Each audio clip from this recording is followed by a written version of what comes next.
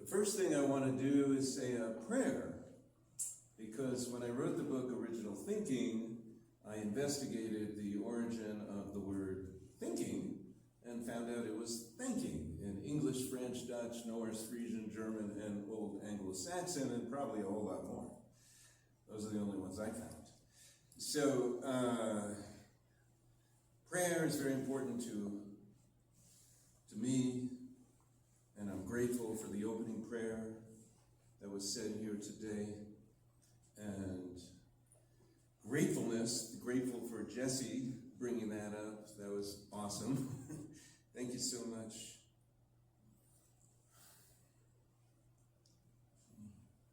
I guess there's a vacuum here.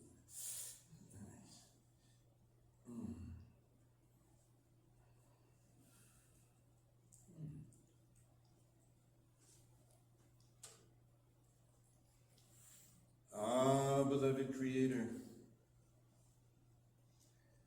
thank you for the blessing of life. Thank you for the breath that we breathe, the same breath as our ancestors.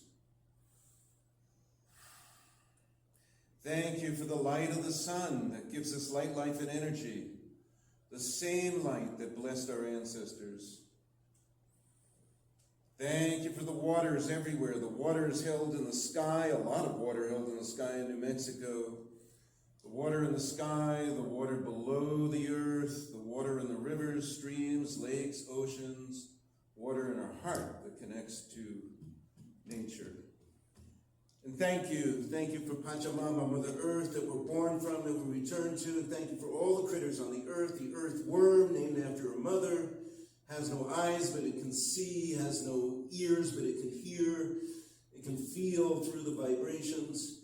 It's very important. Thank you for all the soil. Thank you for the viruses in the soil. Thank you for the bacteria and the germs, because germs germinate. Thank you for giving us life. Thank you for all that. And thank you, beloved Creator, for love. There is a force of love that is here. It's always been here. It never went anywhere. It's always there, and we can tap into that. Thank you for the love that underlies everything. Thank you for that love. Thank you for allowing our heart to breathe in that love. Allow our heart to fill. Allow our heart to empty, because it will come back. It will come back. The love is there. Thank you. Thank you for that support. Thank you for all the people on this planet. Some of them are not feeling the love now. Some of them are feeling that they're not loved. They're feeling maybe even that they're hated. They're feeling that people are attacking them. There's wars that we have created on this planet. But, beloved Creator, let them know that there is love, that there is a deep force of love that they cannot be separated from, that will always support them, that will always be there for them, and know and fill the hearts of all humanity so that we stop that. We stop warring. Let the war gods go home. Aho, Itapias.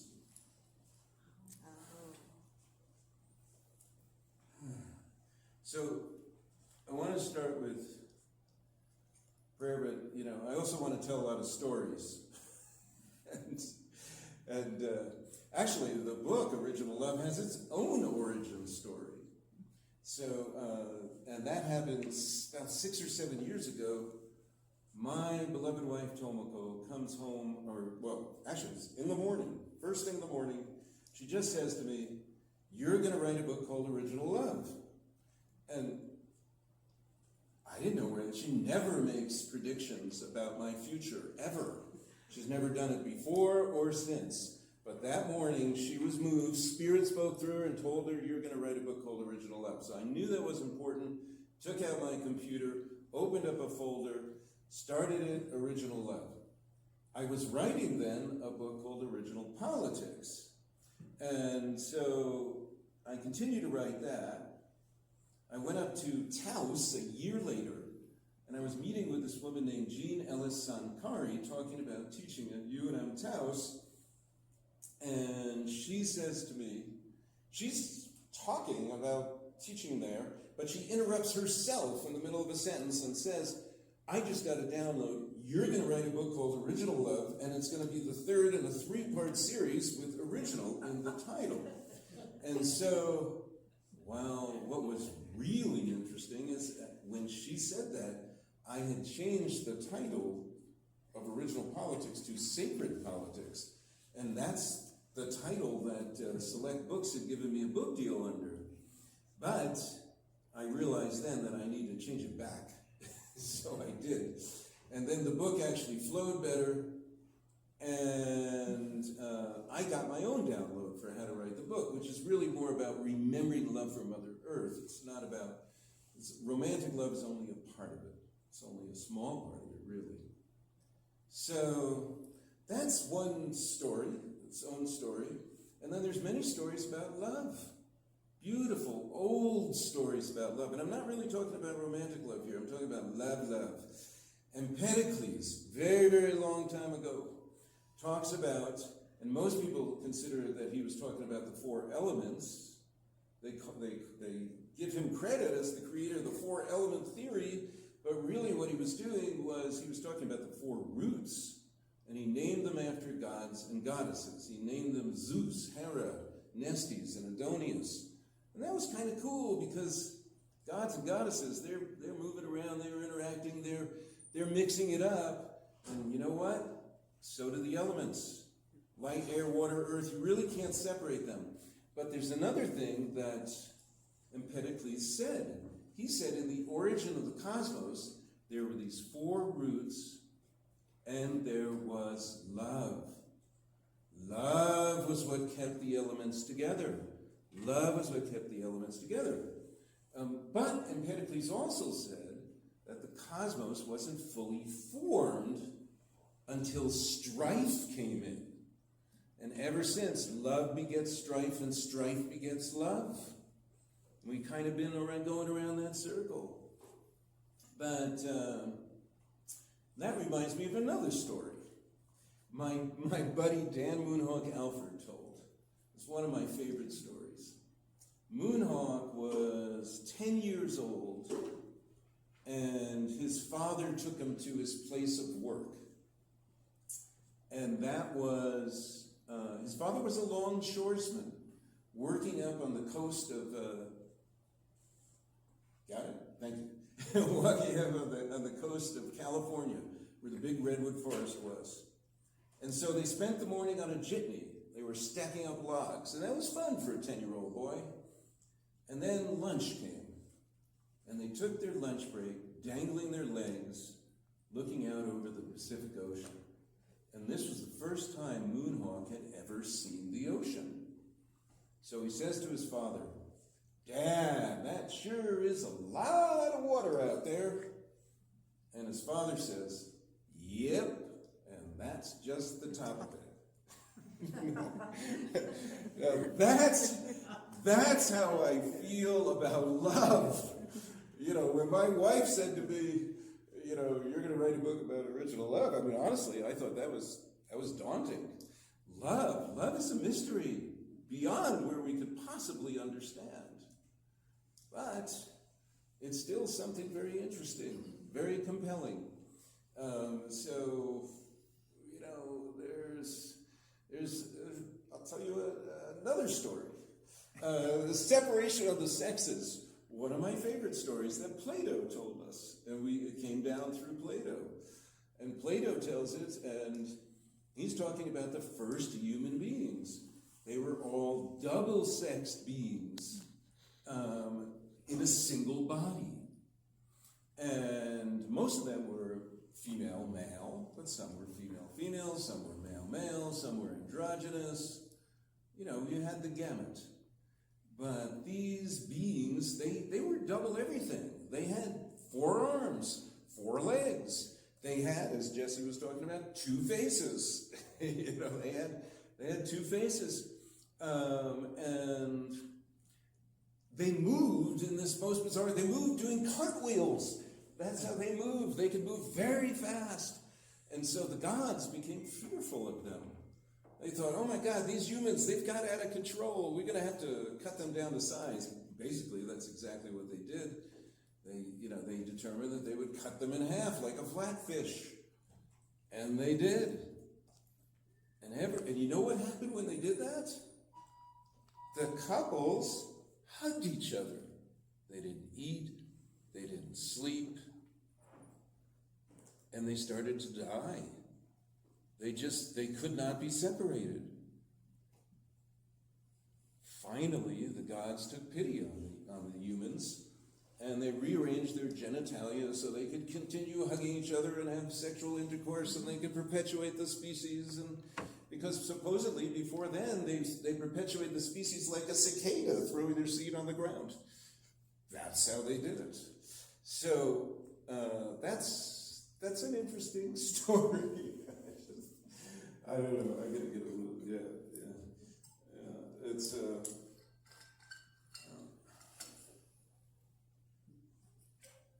I like to tell these stories because Gebser was really part of our conference this time. It's the dance of the sacred feminine and masculine, polarity or duality. And as Jesse was saying, in the mythical age, that's the age of polarity. That's a pretty confusing word in the English language now because we're misusing that word all the time. So we say so and such a figure is polarizing. Well, really, a polarity, as Jesse explained very well, is two aspects of one whole. So it's not the way the word is being used. But when we get to the mental age, we are getting into duality that is, I don't want to use the word polarized, but it is separated, it is fragmented, it's moved apart, it's no longer in relationship, it's no longer communicating, it's no longer being that loving feminine and masculine poles. When we talk about the dance of the feminine and the masculine, I want to share one epiphany that's going to make the women laugh, because I had this epiphany after studying indigenous ways of knowing for over 40 years. And I'm writing the book, Original Love. You're going to laugh. And I said, oh, I just realized, wow, everything I've been calling indigenous ways of knowing is really deep feminine ways of knowing. It's very much deep feminine. And they're both connected in this way. They're both holistic. They're completely holistic. And that's why, it occurs to me, that's why indigenous societies have traditionally used women's counsel for the wisdom counsel. And men's counsel is what gets the action done. Now, it's not just women and men, that women are wise, men are active, because, of course, we have the feminine and masculine within all of us.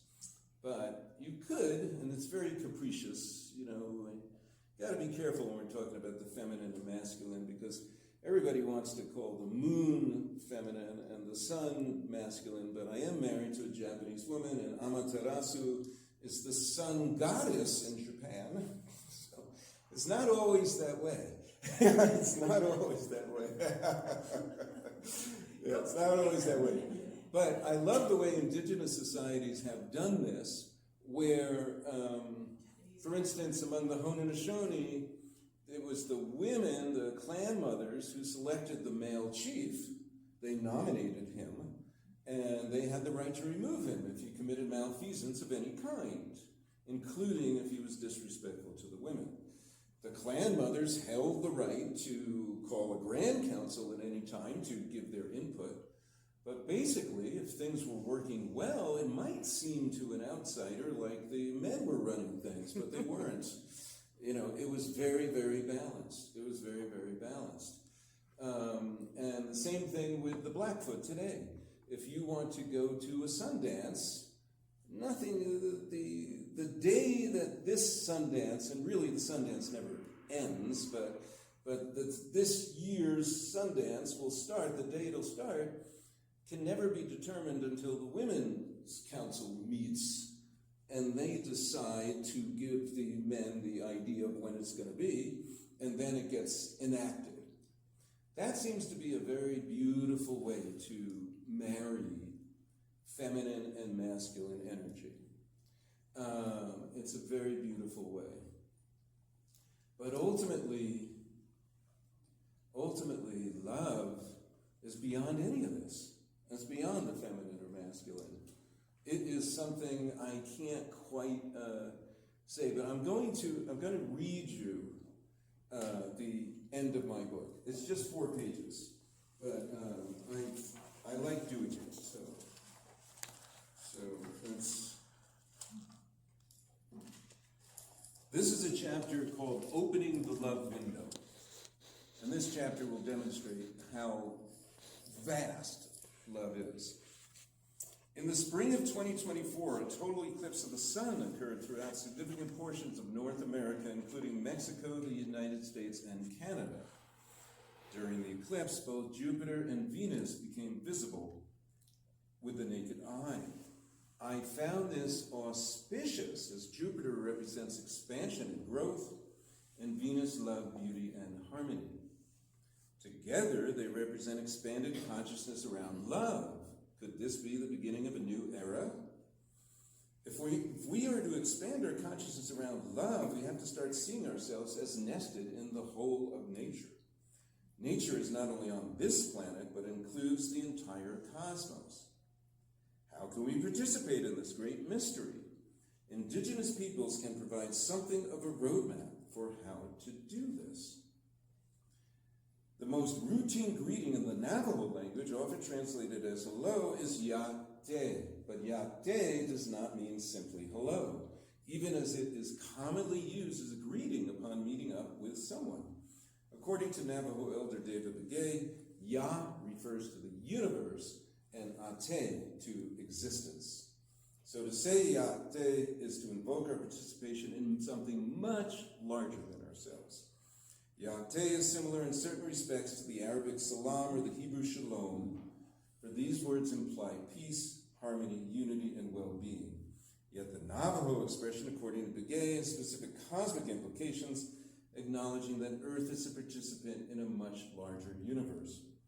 The cosmic dimensions of life are very much related to love, as love is a catalyst for expanding consciousness. When we are loving, our heart grows.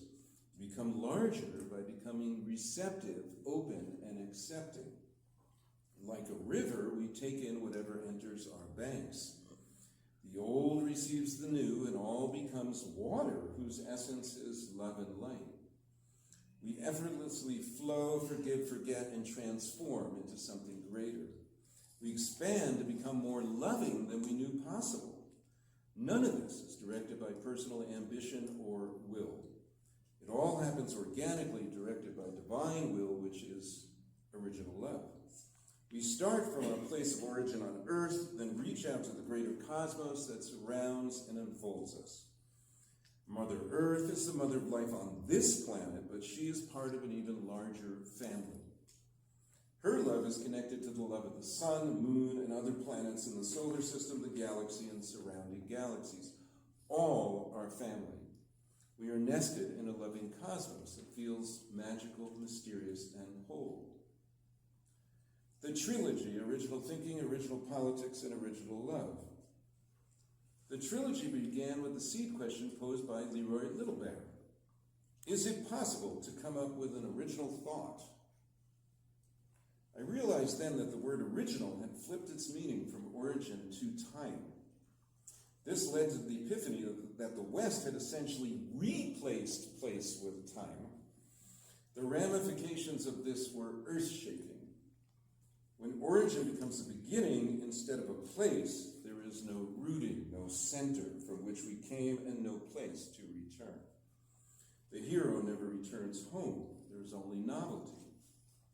Any wisdom gained along the way is left behind on the proverbial side of the trail. There is still accumulation of knowledge, but not love or wisdom. The entire enterprise is mistakenly called progress when it is only distance from the origin, distance from love. By the end of the second book, I came to the conclusion that human dissatisfaction was rooted in a lack of love. The people have largely forgotten what love is and how it is the foundation of life, permeating all things. This is why I ended original politics with love. Love is the only way we can move past our superficial differences to embrace each other and all of nature as equals.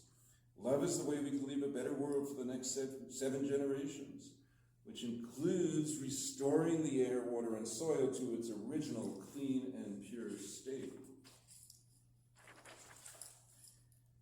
To be mindful of future generations in all our prayers, thoughts, and actions is a great act of love. Everything we think, say, or do has a profound effect on the entire circle of life. In the end, I was moved to write this book because I believe love is the most important thing in the world. As Empedocles understood, love is what binds the elements, which make up everything, together. All the gifts and accomplishments we bring to the world, be they in science, technology, politics, or even faith and spirituality, do not matter unless we treat people, plants, animals, and all of life with love and respect. We should treat them as if they were our relatives, because they are. Acting in kindness, compassion, and love is the most important thing we can do. Treating everyone and everything with love and respect outweighs anything else. This is why this book had to be the cornerstone of the trilogy. Final thoughts. As we come to a close, I ask you, dear reader, in this case, dear listeners, to remember this. When darkness falls tonight, and this is appropriate because we have a beautiful moon now, when darkness falls tonight, go outside just after the moon has risen. Bring a meaningful offering of some kind to welcome the moon goddess.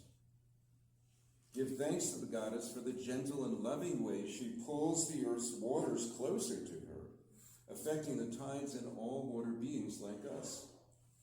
Then pray from a place of gratitude for anyone and anything. The moon will hear you, for she reflects the collective consciousness of all down here on earth and can pass along your intent to whomever needs to hear it, augmenting your message manyfold. With the moon goddess as your ally, your prayers will be very powerful. Now close your eyes and feel the light of the moon upon your face. Bring that light into your heart. Breathe deep and feel your heart expand out into the world. Send love, light, and compassion to all who need healing at this time.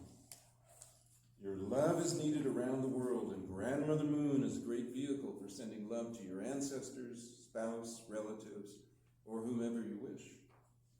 Thank you for doing this. You are carrying the spirit of love.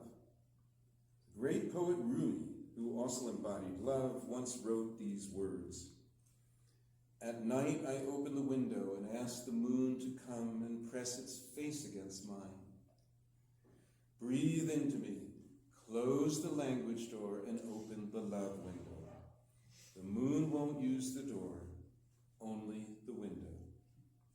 This beautiful poem reminds me of the anecdote my beloved wife Tomoko told me about the novelist, poet, and English teacher from the Meiji era, Natsume Soseki. Of course, Tomoko is also the one who first told me to write this book. Legend has it that Natsume Soseki assigned his students the translation of the English, I love you. His students collectively replied, Kimi o aisu, a phrase used in that era that's a literal translation as Kimi means you and I means love. But Soseki replied, no, that is not the correct translation. The right way, considering the Japanese cultural propensity for indirect subtlety, was to say something like, Konya no suki wa kirei janai desu ka? Which in English means, the moon is beautiful tonight, isn't it? And yes, it is. The moon, the stars, this life. It's beautiful, oh so beautiful. Thank you for the blessing of sharing this story and the entire book with everyone. Although I didn't share the entire book, sorry. I send my love through the moon to all. Thank you. Thank you. So we have a few minutes for questions before we take our first morning break.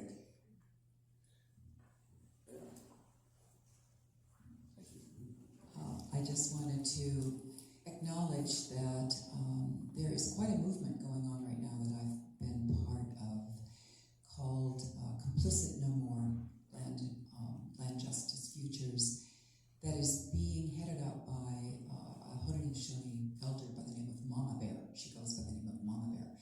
And one of the Shenandoah elders in one of the tribes, I think she's Oneida, is also one of the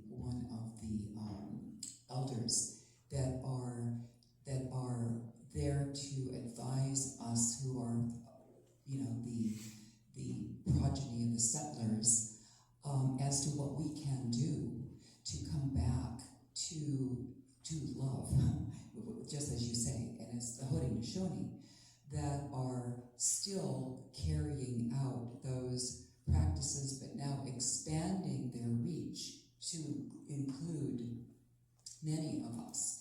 And Pat McCabe, who you know about, I'm sure, locally, is very involved in this. And so are a lot of the Catholic nuns who are seeing their orders dissipate because there's no young people coming into it. The Catholic nuns are going, what are we going to do now that our orders are dying? And there's this amazing connection between the two, between the native elders and the Catholic nuns, and those of us who are interested in terms of how we can align our actions in our daily work where we are no longer complicit in the kinds of violations that we see, but to find ways to align ourselves with what they call mother law. So I just want to add that as a postscript to what you're saying, is that it's very much alive today. And I knew you'd want to hear about that. Well, it's totally alive. Yeah, thank you. Beautiful. Anybody else? And I want to say a couple of things after. I do too. You do too. Okay, good. We got time. I had this crazy original talk to do with AI and love. Oh, wow. Uh-oh. And I was like, what if AI is taking over, or the function of AI is to be the rational mind, and we need to develop beyond the rational mind I love it. into more heart-centered, loving humanity. Well, I think that's very Gabsarian, actually, at least my interpretation. So thank you. Thank you very much. Beautiful thought. Yeah. Sherilyn? I loved your many references to astronomy, of course, and as an astronomer. And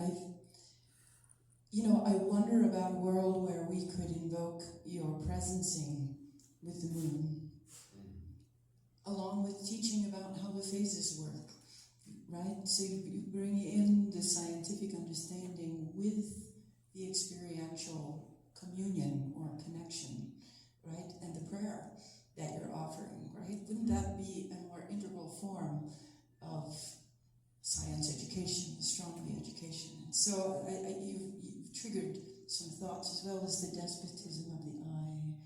It's got me going. Yeah, so thank you for that. And by the way, an advertisement for the comet. How many of you have seen the comet? No? Oh, it's for everyone? Yeah. Please, it's a very convenient, go out and see the moon over in the west. A very beautiful naked eye comet with the skies. Right above Venus, right? So. Yes, it's up and to the right of Venus, and it'll be available to you for the next weeks or so. And it's another opportunity for this communion, right? To commune with the cosmos. This visitor from the Oort cloud, that's like out in almost halfway to the nearest star. It's come from very far away.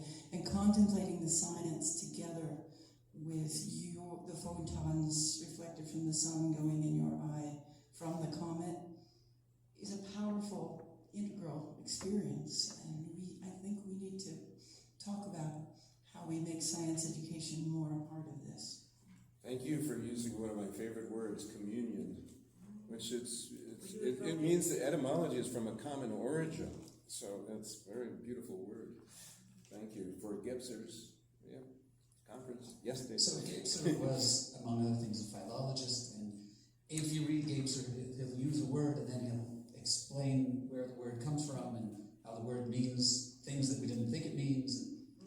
And so the word love in Hebrew is ahava. And all Hebrew words come from a root, which is usually 3 letters. And the 3-letter root of the word love, ahava, is hava, which is also used in the song Hava Nagila that everybody's heard, right? Which means to give. That's essentially what they have. Right. To give instead of That love is about giving. It really is. I just want to say a word about gratitude for this group. I often tell people, and this group even extends beyond what's in this room right now, the Gebser Society is a beautiful society because of the way that we not just honor Jean Gebser, but that we also have this opening where we listen to each other. And we listen for the purpose of understanding. For years, I was blessed to convene dialogues that were moderated by Leroy Littlebear in Albuquerque, and he would always explain dialogue the same way. Listen for the purpose of understanding, not to ready your own reply. And that's what we do in this group. And that's what makes this group so special, because we learn from each other, and we're uplifted by each other. And we have beautiful voices in this room that are going to share more and more, and we'll have a fantastic conference. But also let that opening go, because share this love and this communion and this gathering with everyone you know too, because it's very open-ended. What we do in this room goes way beyond this room. Just like love goes way beyond language, way beyond understanding, that's what we're going to do.